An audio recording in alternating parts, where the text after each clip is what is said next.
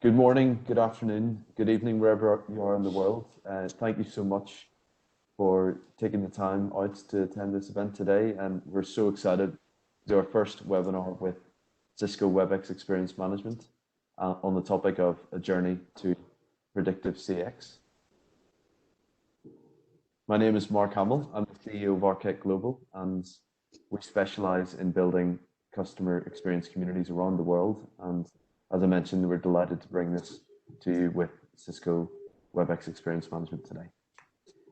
We have some fantastic speakers with us today. That is Vinod Muthukrishnan, who's the Chief Growth Officer of Cisco, and Matthew Benelli, who is the co-founder of CX Mania. Hello, everyone. Just some housekeeping for everyone today. This is going to be an interactive session, so in terms of any questions that you get asked, or you do ask, we'll get answered. We'll do our best to get back to you towards the end of the session. So please make use of the Q&A feature, which is on the right-hand side of your dashboard, and join in with us throughout on the chat as well. We will do our best to get back to all of the questions at the end of the presentation. So what I'm going to do now is I'm going to hand you over to Vinod, who's going to share his presentation. So I'm going to stop sharing screen very quickly, and let me just make you host, Vinod. All right. Yeah. So over to you, and I think that should work now. Hold on. It should allow me to share. Just give me a sec.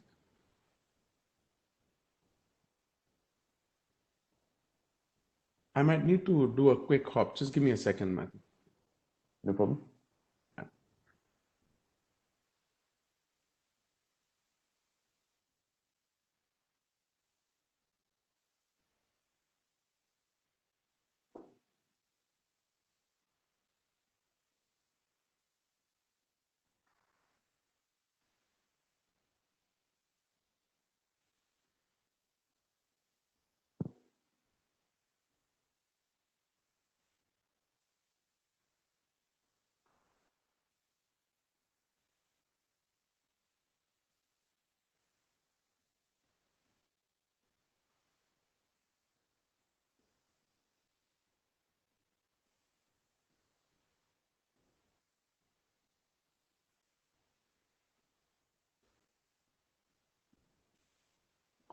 The sound is off at the moment, Vinod.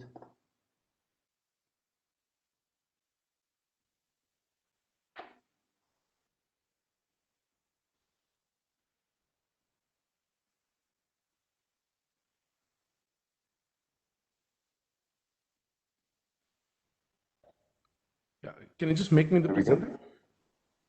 Yep. 1 second. So my lesson learned live on air today is that do not delay your updates, because as soon as I clicked share, there was an update on my computer that had to be done, and that's how I had to rush out. Okay, can you guys see? It wouldn't be a live demonstration without a mistake of some I agree. right? I agree. That's the way it works. So don't worry about it. And the spirit of the whole thing, folks, please do send your questions across to us, because this has to be a conversation. One of the things CX is a continuous evolving process. It is a conversation. It improves every single day. And what we hope you all do is not just ask questions, but also weigh in, chime in, and share your own learnings and lessons. Because every time I've done one of these webinars, I've ended up learning more than I've taught, so to speak. So please do chime in with your thoughts. So we're going to talk about the journey to predictive CX, and there's a lot of focus. Just to jump in, it's showing both slides side by side. Oh, sorry. Just as. Oopsie. Hold on. Let me swap. Better now? Perfect. That's it. All right. Great. Thanks. Okay. Let's do this. Okay.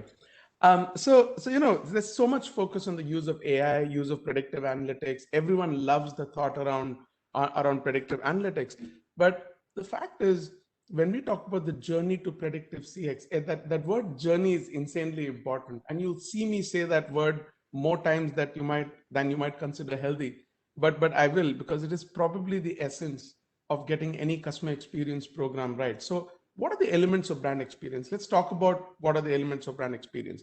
I start 3, 2, and 1 because everyone wants to create an experience-led company. What is an experience-led company? This is the utopian perfection that we seek, which is every decision, every action is driven by a deep understanding of the customer, which means the customer is not calling you to ask you for something. You're telling the customer, oh, you might like this. And customer's like, wow, I mean, I had no idea. For any of you who've heard there's a 11th star experience that the Airbnb founders speak about. And the 11th star is like so mind blowing that you could not even fathom that somebody in customer service would be willing to offer you an experience of that sort. So it's truly the top end of predictive.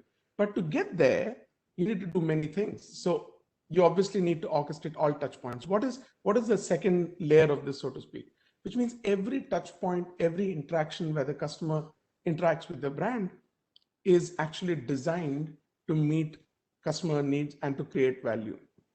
Now, this is not very easy. I'd be surprised if even 20% of us, hand to heart, can say that we are here at step number 2. And if 50% of us are in step number 2, we don't need this webinar anymore. So we know there's a lot of work to be done. And I think we're going to run a quick poll to understand where you are in the journey. And it's very important. Now, this is where a lot of us put a lot of time, effort, and focus on, and rightly so, because if you're not doing this, you're probably not building a CX program, which is customer-facing employees having the right understanding, the right empowerment, and the right policies to back them. So, for example, when a call comes into the contact center, is the agent empowered to listen to the customer and realize, man, we failed the customer multiple times in this journey? Maybe different. Maybe someone's calling regarding, let's say, the TV remote's not working. But when the agent looks at the customer journey, the agent knows that the customer's TV was delivered late. When it was delivered late, it was delivered without, I don't know, the bracket that's needed to mount the TV on the wall. So the customer called up again and we said, oh, we are so sorry, we're sending it back. Now he's calling saying the remote's not working. The agent is able to put that together, use human cognition, and give that customer a break, saying, look, looks like we've just given you a really bad experience. How about I waive off X or Y or Z or whatever? Is the agent empowered to do that? Is every frontline employee empowered to look at a customer, go above and beyond, and give the customer a delightful experience? If we get that base right, which is solving point needs, you're well set to do step 2 and 3. If you don't do 1, you probably will never get to step 3. So I think there's a poll that's going to be run, which is essentially, where are you in the journey? And I'd be very curious to see, because once I did a webinar where we asked where in the spectrum of customer journey you are, and a majority of customers actually said, we've done a customer journey exercise once and we have no idea where that document is lying. So it's always good to see where we are in our journey towards customer experience. So let's move forward a bit. Now, in order to become predictive, we genuinely believe that you have to take a certain chronology of actions before you get to predictive. And we call it very simply listen, analyze, and predict. And I'm going to dive a little deeper into what each of these means. So let's go to listen. Slightly busy slide. So excuse me for that. So let me talk you through this. Listening is along the customer journey. Now, if you look at customer journey, the marketing team has a different definition of customer journey. The sales team has a different definition of customer journey. The contact center looks at customer journey differently.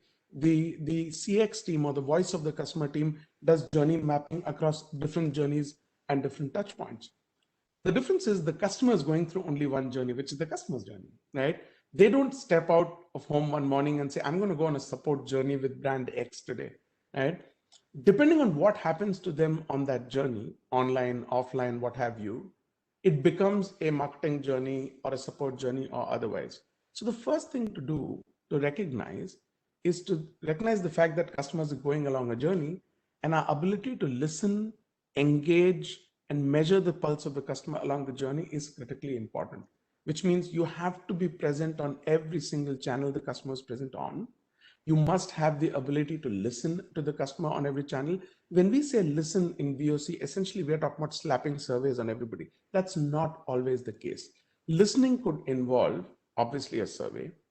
Listening could involve a micro conversation, which is someone finishes the transaction or is somewhere there and you ask them a pertinent question about that.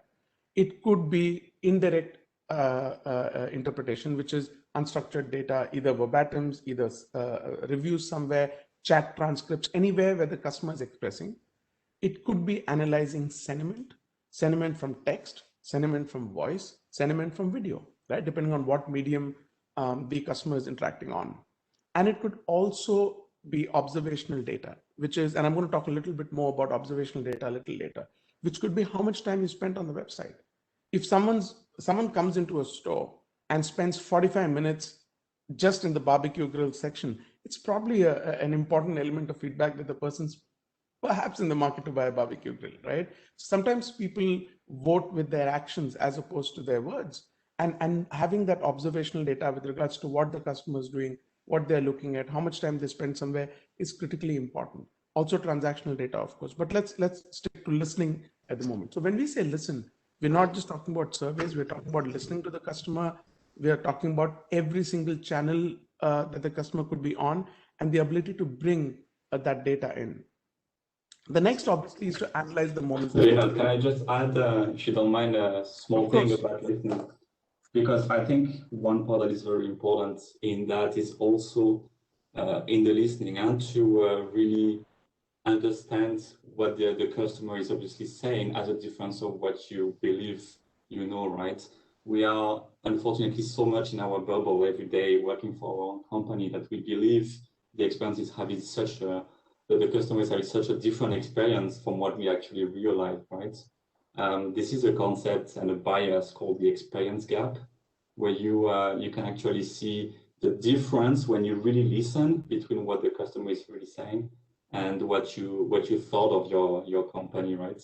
To give an example on that, I had a client who started the VOC program, and at the beginning they were like, we don't need this VOC program. We know already what are the pain points. We know already, everything about our customers. And the main pain point is about deliveries. We are an online company, so deliveries are the worst, the biggest problem, right? And actually, when we run this VOC program with them, when we had the touch points, it actually ended up being the biggest USP, the one that the customers will be like the most satisfied about. And this is really like the point of this listening. It's not about judging. It's not about agreeing even with what the customer is saying.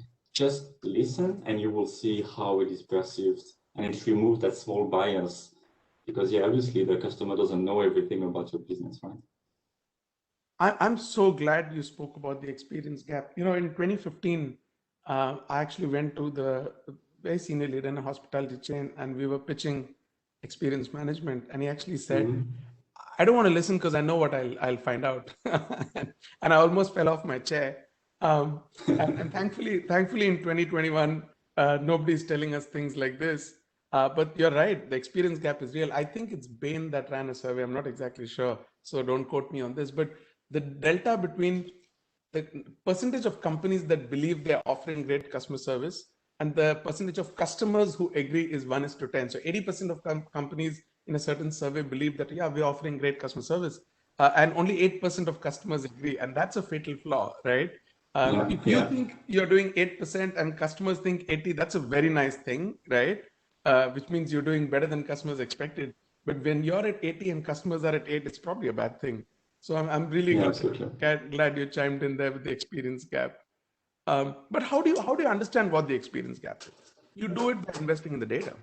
So when you look at the journey, when you engage the customer omnichannel and you're listening to every single activity, action, sentiment, pulse of the customer, you must enrich that journey, obviously, with operational data. And there is a fundamental paradigm shift that I'm going to talk about a few slides later. Today, most VOC programs operate in the realm of, and rightfully so, I've listened to the customer. Let me now enrich the sentiment or voice of the customer or feedback or whatever with operational data, which is transactional data, demographic data, any other data. Right? It's very important because that allows you to slice and dice the data. It allows you to segment customers. It allows you to look at every single touch point along the customer journey and dive in. So for example, if a certain touch point, you can see here, there's one touch point which has a lower NPS or whatever your core metric is, you can now dive in to see what is happening there. If that is only happening to a certain age or a subsegment or time of day or store or region or whatever, you can dive in to understand what is that subsegment doing wrong, which obviously others are not, and what can we do to make that service better. So this is important because this cannot be the job of just a central VOC team. This ability has to be democratized. It needs to be available to the front line. It needs to be available to the leadership, and obviously, sort of championed by the voice of the customer team. Some of our most successful customers are where the exec leadership who don't run the VOC program at least have some information on the mobile, and they know core CX metrics and they know how it's shaping up. When you get there, you know the program's succeeding because everybody on the leadership team is sort of a part of the CX wave, so to speak. But what do you do? So you've listened to the journey, you've brought in operational data, you've given the ability to slice and dice on a real-time basis and understand. You have alerting setup. For example, you have alerting setup, which will tell you if there is any trend that is detected, which is in a certain subsegment for a certain product category, the NPS went down 1% over the last week. Okay, something's happening there. So you have all that proactive kind of listening that allows you to get predictive. Now, I'm a huge fan of multivariate regression, of path analysis, simply because it allows us to look at life in a non-linear way. I've always said when you go to a restaurant, nobody has the objectivity to say, this is my rating of the taste of the food, this is my rating of the visual appeal, this is my rating of the service, and hence this is how all of these are correlated to each other, and my NPS is thereby 8 or 9 or whatever. Nobody has, like, we are fairly abstract in how we make these decisions. The fact is there is data behind it that drives your propensity to come back to a place, not come back. And I've loved using path analysis in order to discern what's truly driving customer experience. And if you had to have maximum leverage, and if you had to make one change that has the maximal downstream impact to NPS, to ARPU, to revenue, to repeat repurchase rate, any of the business metrics that matter, I've found that it works really, really, really well.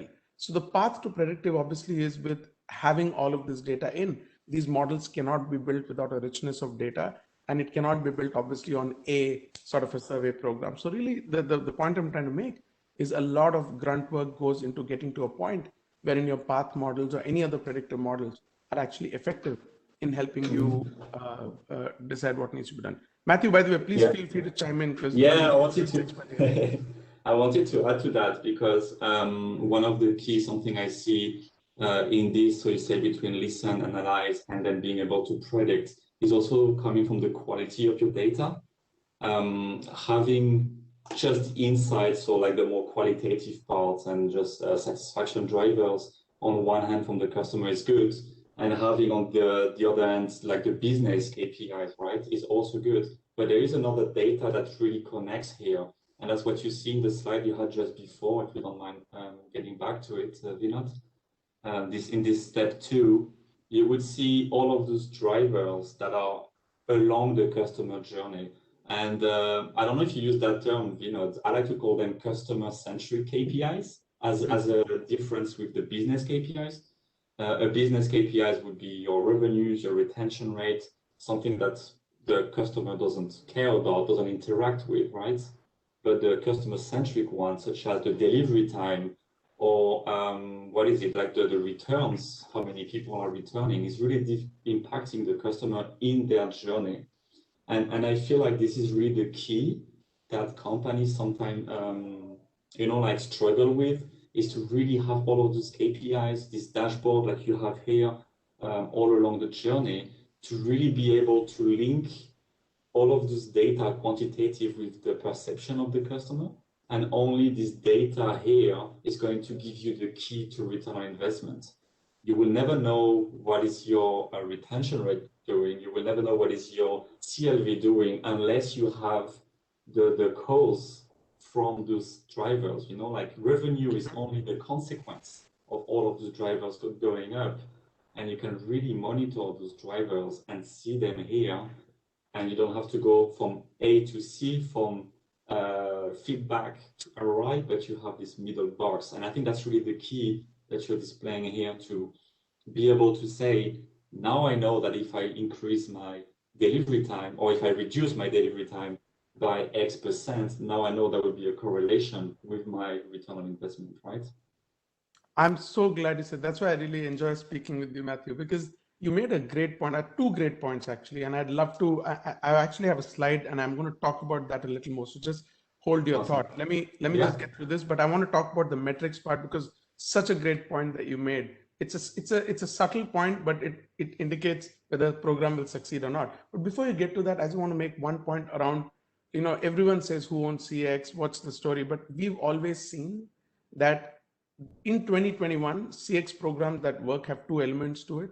One is the fact that there is a CX leader who sits on the high table. Second is that there is actually an experience council wherein all other people in the executive leadership team come in and commit to what they need to do to make the customer's experience better. Because here's the deal, and this is what Matthew spoke of, which I think can be said 100 times and it doesn't get old, is the fact that we are focused on our metrics, which is NPS. Customer doesn't live with NPS. Revenue per customer is your metric, not your customer's metric. But the fact is, there are things you can do along the customer journey to make the customer's life easier, better, more delightful that drive these metrics. So great point. If you do on-time delivery 100% of the time or earlier than scheduled, customers' repeat repurchase rate might be better.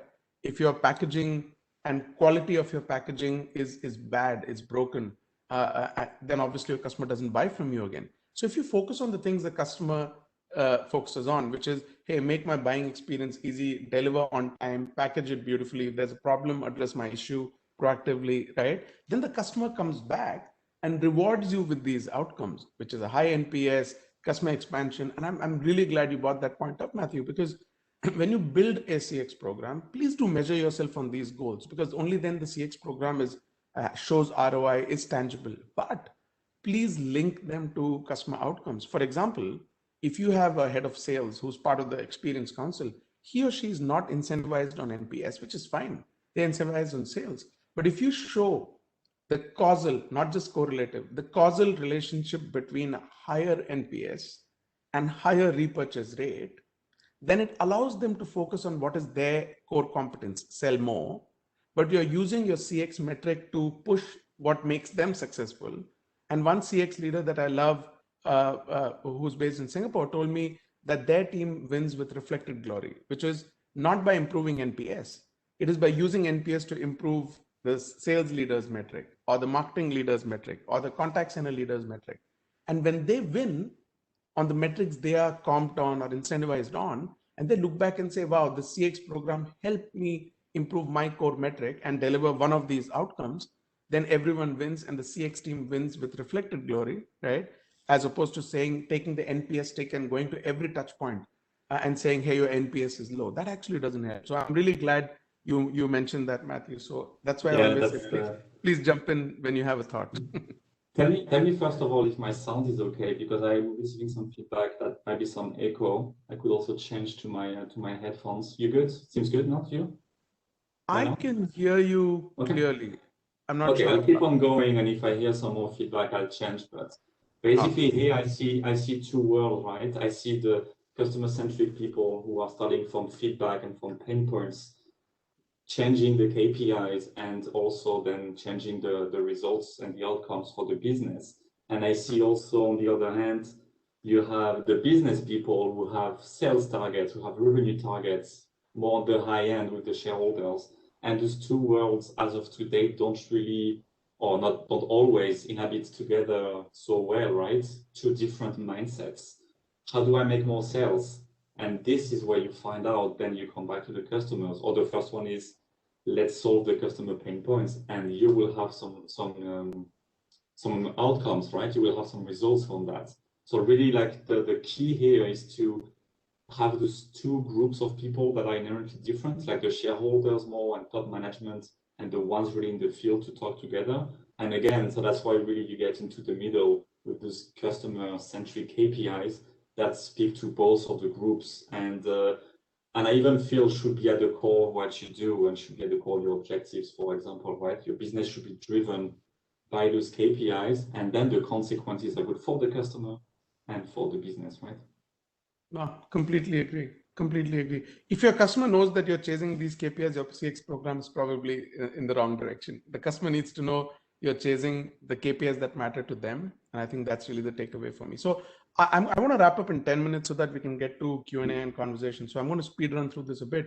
But we've always seen that while everyone sells CX on the top of the pyramid, which is value realization, predictive, your NPS will go up, your customers will buy from you more, everyone's smiling and happy. The fact is, unless you go through your CX program in stages relevant to the maturity of your company and your program, it is usually impossible to drive results. So from our perspective, there are 6 stages that we've seen work.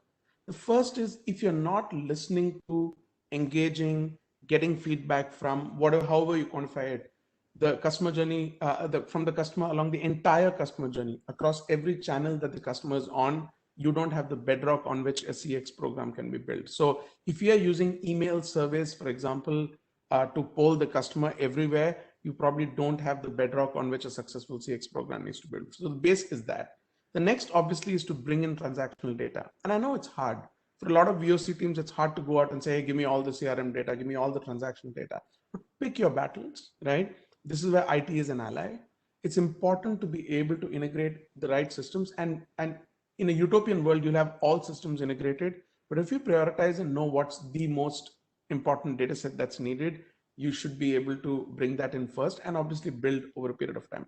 That's why having open APIs and pre-built integrations help, because it allows you to get this data in very, very soon without a very large sort of an IT complex project that needs to be run. But that's the next stage, really. You're listening along the entire journey, you're bringing in the relevant transactional data, and then you're setting up loop closure. Nothing is worse in a VOC program, obviously, than listening to the customer and not closing the loop, however you choose to do it, right? It could be the inner loop, it could be the outer loop. Outer loop is less discernible in the immediate term, but the inner loop is important. Imagine giving really angry feedback and just nothing ever happened with it, right? So definitely set up a loop closure mechanism, ticket it, obviously segment it and all of that. The next obviously is to then say, okay, I'm listening to the customers, I'm responding to the ones who need a response, I've got the transaction data and I'm able to align. Now can I do some goal setting? This is when you're finally reaching a point wherein the CX program is maturing, right? You're coming and saying, okay, awesome. So now I can set some goals. For example, can I improve the NPS at this touch point? Can I reduce the number of customers unhappy because of slower deliveries or whatever?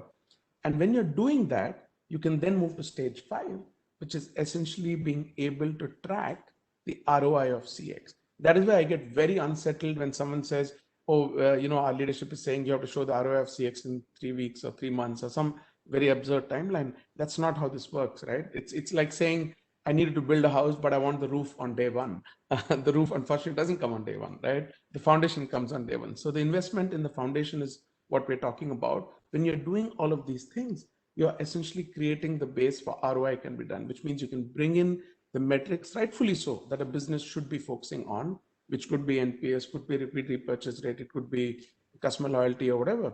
Map them obviously to customer outcomes that matter and show that, hey, when we deliver to customers the outcomes that matter to them, the impact on the financial metrics is thus. When you've done this is when you've reached the utopian perfection, which is essentially you can now do value realization.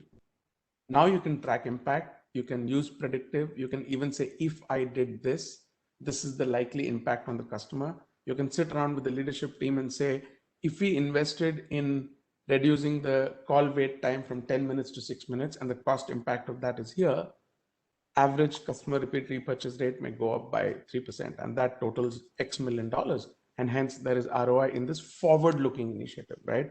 But there's a lot that goes in, as you can see on the right in the box, there's a lot of technology pieces that need to come in order to get you there, but it can only be done sequentially. So to leave you with that thought, you can't put the roof up on day one. It needs to go up. Yeah. Before I move to the next slide, Matthew, any thoughts? Yeah, I have seen that so often. Unfortunately, that's the truth. When you want to start a CX program, you're already like your manager and the C-level is already asking for the return on investment of the CX program, and you haven't even started. So how can you know? So you really see from the level 1 to 3 is really where like the key of the game is going, and you cannot deliver yet any numbers because you don't even have the touch points. You don't even know, you don't even hear the feedback of the customer, right? So it's always the challenge that your C-level wants you to be at level 5 and you have to start with 1, right? We don't, as you said, we don't start from the roof. So it's really interesting. Would there be a way we can ask maybe like the chat here to just quickly maybe put the number on where do you think you are with your organization between 1 to 6, you know? Just put the number in the chat. That would be just really interesting to know and to have everyone's feedback. Are we more everyone into a 2, a 3? You know, what would be the share of those people being at the different levels, right?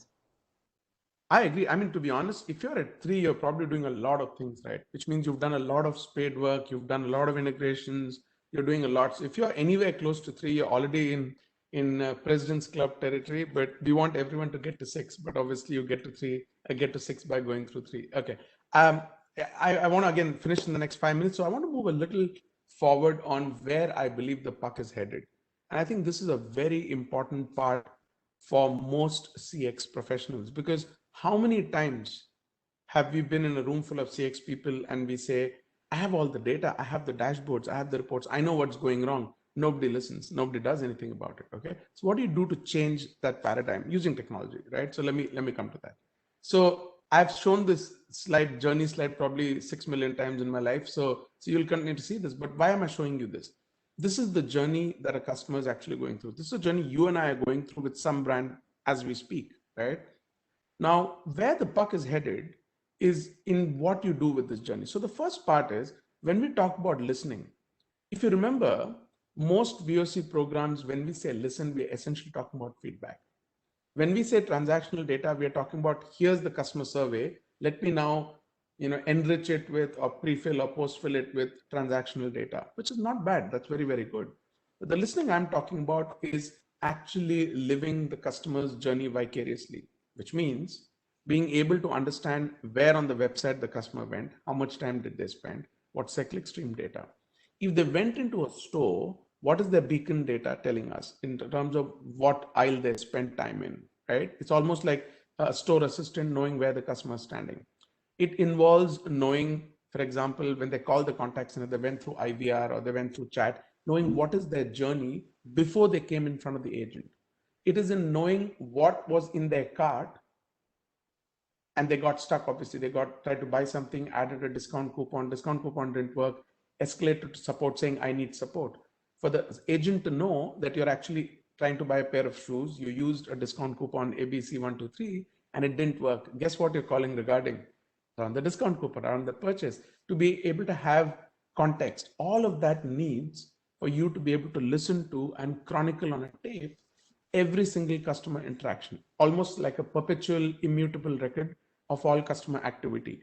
It may include feedback, it may not include feedback. If you get feedback or sentiment during a call or a survey or something, you add that in, right? But you don't need to do a survey to listen to the customer is what I'm saying. But when you listen to the customer like this, what do you do with it? You progressively build a customer profile. These two industries, one of customer profiling and CDP is obviously sat in the marketing realm, not in the VOC or the customer service realm. And I believe the two have to come together, which means after having listened to the customer, every single transactional, every single activity, you're progressively building a profile on who's the customer, what's their identity, what do they like, what do they dislike, what's their propensity. You're allowed to change your favorite color from blue to pink or pink to blue at some day if you want. So nobody should be tagged in a static CRM database where once you bought 3 pairs of blue shoes, blue is your color, and for the rest of life, that's sort of stuck like a badge on you, So you are allowed to change your propensities, right? You're allowed to change your tastes, likes, dislikes. You may go from using your mobile extensively to saying, man, my eyesight is not what it used to be. I'm going to the web. So your preferred channel can become the web as opposed to the mobile. You're allowed to do all of those things, right? But a system should progressively profile and learn so that it can offer you what's right for you. Now, when you listen to the journey and you are building a continuous learning profiling engine for the customer, what do you do with it? You orchestrate action. And that is the missing piece of the puzzle for most practitioners. Orchestration could include very simply what we do, which is, hey, ask the customer the right question at the right time. It could involve knowing the customer, a tight integration with marketing to be able to make a relevant offer at the right time to the customer. It could be the ability to bring a virtual agent. So if you are stuck in a certain transaction, and we know that 30% of customers in our insurance website tend to drop off around the quote, because when you ask for a quote, 3 more questions are asked, people get confused, they leave. You're losing 30% of customers, bad customer experience, right? They go out to the world and say it's too hard to buy from you. If a virtual agent comes in there with full context, highly intelligent, detects intent that you're trying to, let's say, swap your home and auto insurance, and starts conversing with you with context, great experience, right? The same could be the ability to offer human assistance, saying, looks like you're having trouble getting a quote. Can I connect you to Tom? He's an expert in this. One click comes to Tom. Tom knows exactly what you were doing, right? And says, awesome. So looks like you have a Honda, whatever, right? And you're trying to get, swap the insurance out. And looks like you've been with us on all other blah, blah, blah. Can I help you with this? That's a conversation with context, right? But it could also have somebody who's not a support agent, who's a knowledge worker sitting on the front line in a store and the office or whatever, connect to them and say, hey, there's somebody, and this person could be on a Teams kind of an environment, right? So this person is sitting in their desk and you find out that somebody's trying to buy something and they're in your postcode or in your skill group. Do you want to help them? And you say, yes, I'd love to help them. And you click and you chat and you can escalate to video. And you come in and say, hey, I'm an insurance agent. I'm also in California like you are. Can I help you with this? And start a conversation. So the ability to know the journey, be able to progressively profile the customer, and then offer the right orchestration and intervention at the right time is critically important. And that is where the puck is headed, right? Any thought from you, Matthew, before I move to the next one? Yeah, you also, I really love that part. So I kind of want to let you talk about it. But what it tells me here, it's really like, we're going away from the 1, 2, 3 personas that company have. You're either a John, a Christelle, or a Karen. And if you do not go into those 3 personas, then I struggle to offer you a service. I struggle to offer you a solution. Here, the tool is creating a unique profile. Obviously, it always comes to the same consequences. You don't do crazy actions, and there will be patterns. But it's really like this personalization on top of being very smooth and knowing everything for the people. I find it fascinating. We are finally going through the personalization, while before, in the ages before, we would just try to get everyone to to be the same, to be everyone will be blue. And now we understand that there's different grades, different colors there, and you can really answer the key questions they have. So it's it's brilliant. I love this topic, so I'll let you continue. We all love this topic, that's why we're here. So let me try to wrap up in a couple of minutes. Now, next is a very busy slide, so I'm going to speed run through this. But essentially, the way we are looking at the architecture of customer experience come through is thus, which is, now I was on a panel yesterday, funny enough, for Enterprise Connect, and the topic was the convergence of sales, service, and marketing in 2024. And this is essentially what we spoke about. The fact that companies have to harmonize their approach to data, their approach to customer engagement. Marketing cannot have a different customer engagement channel strategy, platform, data approach to service, to VOC, to whatever, right? So if you look at this, what I would like you to take away from this is that in the middle sits the customer journey, right? There's a customer journey that's going on. Below that, there's a lot of foundational elements, which is the ability to engage a customer on any channel, to collect that journey data, to have all the suite of collaboration, automate all the workflows to the customer on the customer journey. And as a customer is going through the journey, what do? You do 4 things essentially. One is just-in-time messaging, which is mission-critical messaging, mission-critical customer engagement, reminders, alerts, and so on and so forth. It could also mean, let's say, for example, if you had to get something delivered on Wednesday morning, it had to leave the warehouse on Monday afternoon. Now, if the warehouse is snowed out and it's shut for 24 hours, you know on Monday afternoon that your shipment has not left the warehouse. For that to be able to alert a system, and you get a message 2 days early saying the warehouse is snowed out, your Wednesday shipment is expected to be 24 hours late because of environmental conditions. It's much better experience than you finding out on your mobile app on Wednesday afternoon when you're waiting for your shipment to come that it's gotten delayed, right? So it's a proactive messaging. The contact center sits on top of it. We believe it's a very, very pivotal touch point in the customer journey, because anytime something goes wrong anywhere in the customer journey, that escalation comes to the contact center, and those 2 worlds have to kind of come together. All your customer experience interactions always are measured, and to show ROI, a strong ally for us is marketing. When we are able to give marketing the context around a customer, saying this is not the right time to engage a customer, this is the right time to engage a customer, this is what a customer likes or dislikes, and allows them to go to a marketing that is N equal to 1, which is personalized to you, then you're delivering superlative customer experience and you're delivering ROI. So really the paradigm shift, and I want to, there's only 2 slides left. The paradigm shift I want to talk about is the fact that the customer experience paradigm is moving and changing 3 very, very important things. One, you're now beginning to listen to the entire customer journey. When I say the entire customer journey, I do not mean running surveys along the entire customer journey. Of course, you have to survey and poll customers at all touch points, but I'm talking about being able to track an individual customer along their entire customer journey and micro journey. That's a huge shift from how VOC programs have run. The second, obviously, is going from a persona cohort level to a person level, which means while you can do cohort and persona based analysis, we are now giving the ability for you to be able to do an N equal to 1 analysis. And that's very important for us to be able to know that this is Matthew's journey. He fits into 10 other cohorts. That is awesome, right? But when we are trying to do what Matthew likes, we probably need to focus on Matthew himself, right? So it's very important to be able to go to an N equal to 1 level. And the last, I think, is the point which is very important. A lot of customer experience programs struggled because they stopped at a dashboard, right? But the ability to connect to systems and orchestrate action. Orchestrate action could be escalation to support, bringing in virtual assistants, the ability to deliver an offer, the ability to connect you to a knowledge worker who's sitting on another system.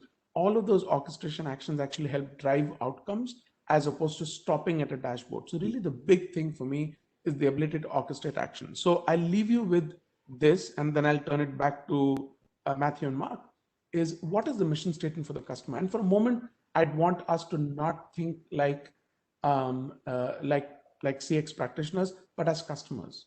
This is what we'd want brands to do with us, right? One is engage me the way I want, which is on the channel I want, at a time I want, with the context I want, right? When I want and when I don't want, please don't engage with me. Next is when you engage with me, please know my journey and context. How many of us have in 2021 still gotten surveys which ask you like your gender? Like this is from a brand you worked with for 10 years, right? I had an airline ask me one question: how many flights have you taken in the last year? And my answer in the free text box was, hey, you probably know what I ate and drank on those flights. I actually don't remember. I don't exactly have a wall where I scribble tally marks on how many flights I take. So, it's very important. This is a very simple example. But when you call a contact center, does the agent know exactly why you're calling? What's your recent history? What's your prior history? It's very important to know journey and context. Proactively solve problems. So messaging and saying that the warehouse is snowed out and your shipment is delayed is better than telling you when you're waited 20 minutes in line because everyone's calling for their shipment, telling you that, oh, I'm so sorry, the warehouse is snowed out, right? So proactively solve problems, predict and preempt actions, which means you know what your customer's propensity is and orchestrate the right action for the customer at the right time, wherein they feel the magic. CX is still about magic, right? And that comes from prediction and preemption, and essentially keep customers on the happy path. And that can be quantified with NPS or repeat repurchase or whatever, right? When customers get what they want from their customer journey, they come back and reward us with the outcomes that we care about financially. And that's essentially what our mission statement for the end customer is. So I'll leave with that thought. I know we have 15 minutes on hand. I'd love to see what questions we have. I'm going to stop sharing and hand it back to you. Mark, is it you I'm handing back to? Yeah, absolutely. Yeah, no, I really appreciate that. It was wonderful to listen to you both. And it's to see both of you who absolutely live and breathe this is really, really great to listen to. So thank you so much for that. And we did have quite a few questions that came through, and I'm just trying to figure out where the best place to start would be. But I guess I'm going to have to just crack on with it. So the first, a lot of statements that came through as well, Vinod and Matthew, like just agreeing with what you're saying and maybe adding a bit of context to it as well from their perspective. One of the ones that came through, I'm going to read is: executives at brands I speak with would love to have all of these customer touch points in one repository to be able to predict the next best action, but they wouldn't know where to start. It seems like a huge challenge. Mm-hmm. How would you suggest integration with so many systems? Where would you start? Awesome. Matthew, I'd love your thoughts too, but I essentially found there are two systems that I believe we should be closely linked to. For insight into customer, I would look at, that depends on what your data strategy is. If you have a strong ERP or CRM strategy, I would start from there. to get my segmentation, transactional data, customer understanding. The second system that I think is super important is the contact center, because we've seen places where the contact center is able to go back and tell a line of business that, look, I would get 30% less calls if you fixed this problem upstream, right? And because the best contact center interaction is one you never needed to have, right? If I didn't need to call, then that's a great customer experience. So those are the two systems that I would prioritize. I can think of 100 more, but those are the two that I would. Matthew, I'd love your perspective too. That's exactly the two I was about to tell you, because if they start to communicate with each other, you have the direct line to the consumer with the history of the purchase of the consumers and the behavior out there. And then you have already made such a great step forward. The rest is going to be a plus that you keep on adding and building up to. And the key is just to let them communicate with each other. As you said, you don't want to have someone calling you and then the person is asking for the name and the phone number again and having to do that 20 times, that information you have available. So yeah, definitely. So I see a lot of questions. Mark, do you want me to just plunge into the Q&A, or do you want to pick and choose? Because I see some great comments and great questions, and it's hard to... Yeah, I'll try to curate them while you were talking, both of you. So I've kind of got them listed. So if you want me to go through them in the order that I've put, I really don't mind. Or if you Go for it. Yeah. I see some great comments. Yeah, let's do this. They're brilliant. So I'm just trying to see which one. Hopefully we get through them all. So one of the questions here, just taking a step back, what is the risk of introducing a predictive CX approach? Should businesses accept a level of uncertainty, errors when this approach is embedded? What's your take on that? Risk of, sorry, what is the question? I'm just trying to read it. Should businesses accept a level of uncertainty or errors when they are embedding the predictive CX approach? 100%. I think we all know, like, even when you do a pipeline analysis on sales and you say this is the pipeline, right? It never converts exactly to the second place of decimal, correct? The point is, are you directionally going in the direction, and what is the sensitivity to this? So if it is, it's likely to improve, but we don't know by how much, you have a problem. But if you're able to give a number and give sensitivity around it, saying, look, the sensitivity is 5% or 7% or 10%, and we expect it to land within that zone of sensitivity, then it's a good thing. I think sensitizing people to what is the amplitude of the outcome is very, very important. You can't land in and say your NPS will be 29.2, or you can't say your repeat repurchase rate will go by 1.3%. There may be a 10% variance, and that is fine. And I think that much accountability is important in a CX program.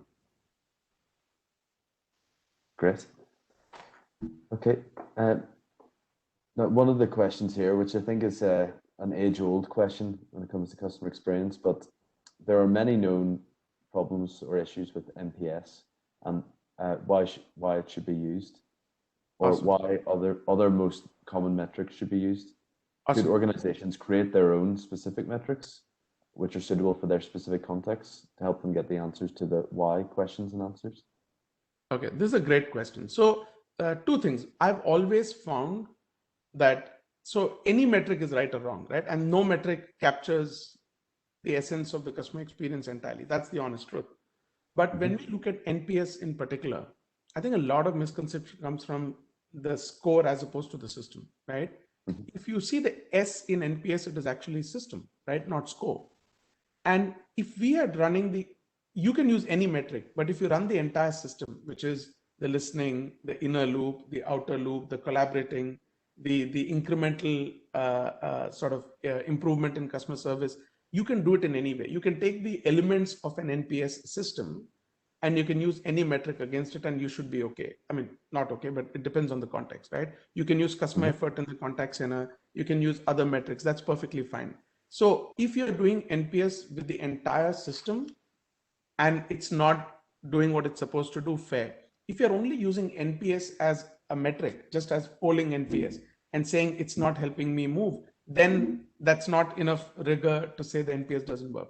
In terms of custom metrics, we've seen businesses do both. So for example, touchpoint NPS, I find it a little weird that if you withdrew money from an ATM I'm asking you, would you recommend me to friends and family after withdrawing money from the ATM, right? Like that just seems, I've never called my family and said you should use this ATM totally, right? So obviously there's limitations to it. So different metrics at different touch points may help. Custom metrics are very tricky, okay? There's no absolute answer to it. We know, for example, we know a bank which has a legendary experience index, which is great, which has sort of two variables.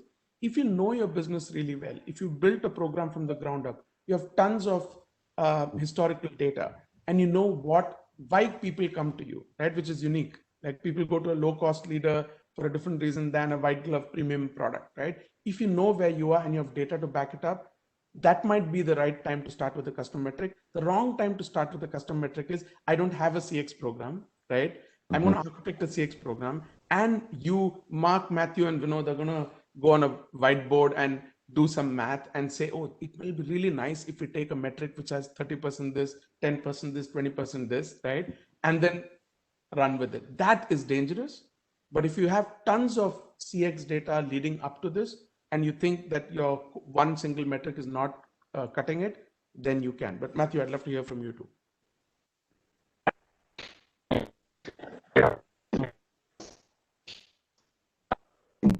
I think there's an issue with sound, Matthew. It seems to have...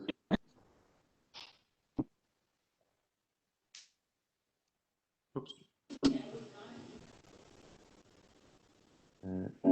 No worries. Are you having the same issues there, Vinod? I could not hear him. Yeah. Yeah. I'm just going to move on to the next question, which actually brings us back to one of our earlier questions at the beginning of the presentation. So how often should we ask in terms of feedback after each milestone in the customer journey? Could this not be annoying for customers? So this is very relevant for what you just mentioned, Vinod, and also especially if there is short time journey between the different touch points. So how often should we ask for feedback essentially? And how I'm going to answer that, and I want to make sure we also have time to cover David Savage's question. There is a Savage question in there, and I definitely want to make sure I don't miss it. But let me come to how often. So somebody asked, there are wrong questions and right questions, right? Somebody once asked a different question. This is actually the right question. They asked, how often should we poll the customer? And I'm like, that's not. When you say how often should I poll the customer, you're putting your requirement ahead of theirs. So when you look at touch points and you look at multiple touch points which are very close to each other, right? Then the point is, hey, should I poll the customer? So I have always believed that you must only get a survey when you need to ask a customer something explicitly. Only ask when you can only get that information from the customer, right? And somebody said very rightly that surveys capture the rational data, and I'm going to answer that question in my answer to this one. So when you look at capturing customer interaction data, imagine someone's in the contact center. You have so many other things. You can do sentiment analysis. When you read what a customer is saying in chat, you can analyze that. So whenever you use transactional, observational, emotional triggers and data, you don't need to re-ask those questions again, right? I would tell you honestly that you should, and even if you're doing two touch points very close to each other, it should be with context. I'll give you an example. So if you, let's say, had a delayed shipment and I ping you on SMS, you'll be amazed how much more response you get there saying, sorry, the shipment was delayed. We have two questions about the delay that will help us serve you better. As a human, you're like, okay, it's about my delay. They want to know. It's two questions, right? It's contextual, it is short, timely, it is whatever. So you would want to look at curating it like that, as opposed to we'd love your opinion, right? Which is, two touch points 1 week apart. So highly contextualized, highly relevant outreaches, minimize it. Wherever a proxy can work in lieu of actually running a survey, I would pick the proxy, right? Mm-hmm. But know that every now and then you do need to hear directly from X number of customers. Otherwise, you're reaching a point wherein you're making all your inferences from observational data, and that has its own risk. Brilliant. Thanks, Vinod. Matthew has said that he is back with us, so I don't know whether you have anything to add, Matthew, to that? I think so, but then I have missed a little bit of it. So no happy problem. Also to just stand back. No problem. No problem at all. Okay, great. So Vinod, do you want to move out? David's question was next on my list as well. Yes. But if you want to go through it and Yeah, I'm glad you say that. So David had a great point. I want to read it so everyone, it's always good to have an opinion. So the point is, from my experience, if the ROI is only measured at phase 5 or 6, I wouldn't have a job. The business value needs to be clear from day one. Granted, you start with an MVP, but the business value is a driver of the business transformation. I completely agree. But if someone says this is a slot machine, or you have those machines that tell you your weight, right? You put in your penny and you get your weight in 30 seconds. That is a problematic one, because it is a bit like coming and saying, I've got you on a sales role. You have a 6-month sales, your sales, cycle is 6 months long. And in 1 month, I want you to close 20 new deals, right? That does not work. So some things take a certain amount of time. So long as there's a recognition that it's a step-by-step process, and you have milestones for success on each. So I believe in leading indicators, right? So you can't show a movement of NPS in the first month of a program. I'm sorry, you can't, right? Now you can, however, say that, look, we were able to interject 500 more unhappy customers than we did before, or we were able to communicate with X percentage of our base more, or at this touch point where these issues are happening that we didn't know, we found out. So add some leading indicators of what success on phase 1 looks like, what success on phase 2 looks like, right? And those leading indicators sometimes may even be actual ROI, which is 10 people we interjected before they were able to, leave us or whatever. That's fine, right? So set up some leading indicators before you get to the programmatic ROI, which is, if I did this, I will retain X number of more customers. So I completely agree that you can't say ROI will come in year 3.5 of the program, but for steps which are foundational in nature, you can easily set leading indicators of success and hold yourself accountable and say, you will see these changes in the first month, in the first quarter, in the first 2 quarters. And that is perfectly fine. That's my thought. Excellent. Matthew, do you like to add anything to that? I don't know. Can you hear me? Yeah, we can hear you. Yeah, loud and clear. Yeah. No, absolutely. I'm all good with this, all in agreement with Vinod. So yeah, all good. Okay. Excellent. So I've got one more question here. Hopefully we have time. So surveys, NPS, etc., capture rational feedback. Considering approximately 95% of decisions are made unconsciously or emotionally, where do you find the best source of insights into the emotions that ultimately drive decisions? Sorry for such a complex one to finish with, but that's no, it's fine. I'll actually also do the management alignment, because I think Laurie has that question, and David also chimed back in. So observational data, contact center call recordings for sentiment, huge source of information. Social media posts, huge source of information, right?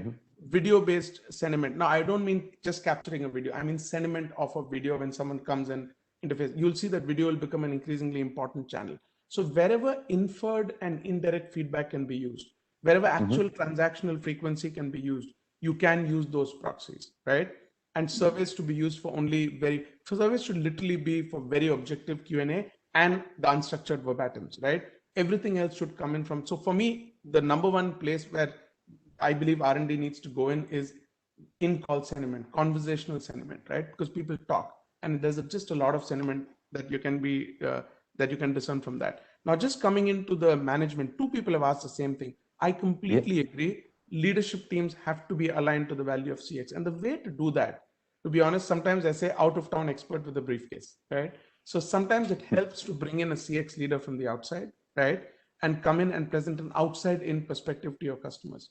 We did one thing for a leadership team. So one company was like, oh, we don't know if we should do this. We actually had a few people stand outside their stores, college students stand outside their stores and actually do a shopper pulse, right? Of people walking out of their stores. We did it across 10 stores, and you can imagine.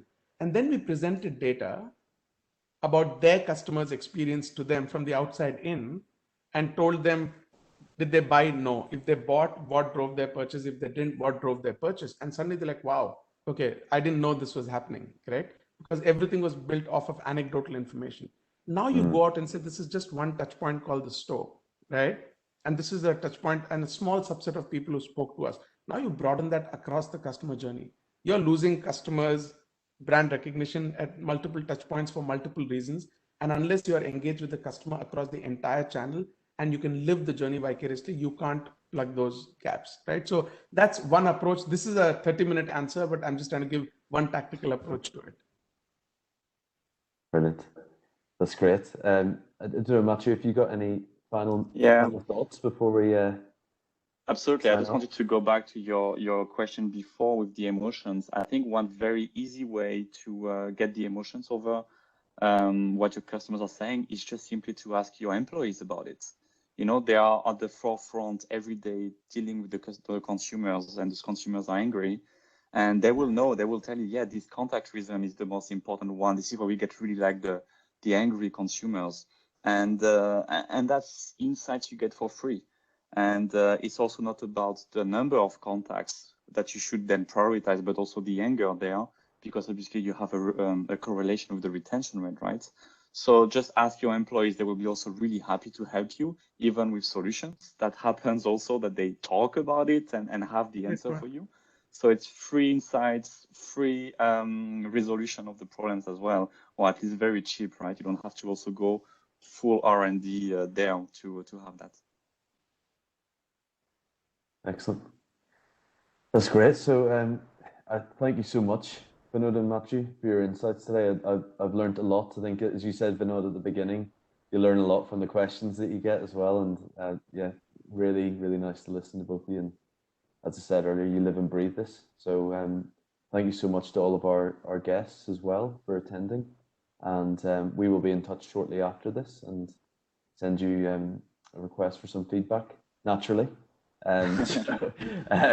Yeah, looking forward to seeing you on the next edition of this. When that takes place, we will be in touch, and have a wonderful day, evening, wherever you are. Thank you so much for the engagement, folks. It's awesome when people chime in and make the conversation richer. Thank you so much for your time. Yeah, loved it as well. Thank you, everyone. Cheers, folks. Thanks, Take care. friends. Bye-bye. Bye-bye.